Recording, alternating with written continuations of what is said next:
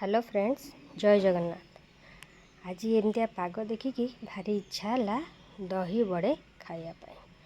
तो राति बिरी बतुरे देली, ताकू धोई धाई परिष्कार करनेली। तापरे ताकू ग्राइंडर पुरेकी बाटीदेली। बाटिला परे गोटे जगार काढ़ी ताकू भल कि फेंटा हब। बहुत भल रकम फेंटा हब, कारण जिते फेंटिबे सेते भल फुलिब भी। आ गोटे डायरेक्शन में फेंटिबे।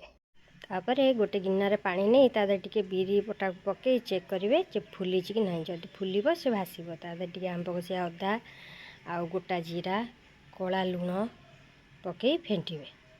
भल कि फेंटिला परे तापरे आ गोटे जगार दही नवा। दही रे कला लुण देकी भल कि फेंटिबा। फेंटिला परे आपण देखिबे टिके पानिया हेजिबो, से पूरा नरम नरम हेजिबो, पूरा मुंडा मुंडा गुड़ा फिटिजिबो। भल कि फेंटिबे जे पर्यंत से पूरा पानिया न होइछि। तापर गोटे तेंतुले टिके पानी देकी बतुरे दबा, ताकू तेंतुली रस करवा। सही दही रे आउ टिके लंका गुंड दे दबा, भल कि फेंटी दबा। तापर कड़ाई रे तेल पकेइबा, बरा छाणीबा जेति कि आपनकर साइज। मु टिके बड़ बड़ छाणुछि, आपन जेति हिसाब रे आपन छाणीबे। छाणीकी हल्का ब्राउन ହେଲା बेले ताकू टिके एपट सेपट करी ताकू गोटे जगार गरम पानी करथिबे। से गरम पानी डायरेक्ट आपको छाणीकी पकईदेवे। तापर से पानी टिके लुण पकई दे ताकू टिके बतैया को छाड़ीदेवे।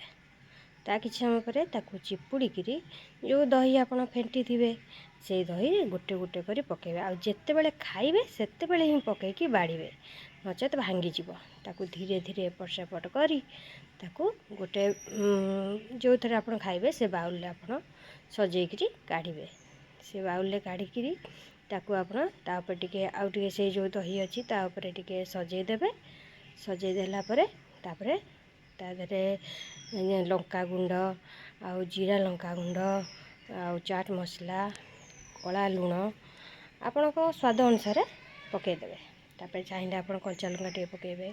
चटपटा करने आम टे ग्रीन चटनी करते ताकू पकेबा। आउ जो तेंतुलटा रखिकी बाटी थी सेटा भी टिके मंड टिके टिके पकईदबा। तापर गोटे खटा मिठा सॉस टिके पकईदबा।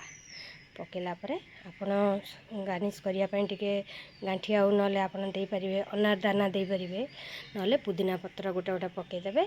आउ खाइबा को एते टेस्ट आपण खाइले ही जानिबे। आपण थरे करंतु आउ खांतु।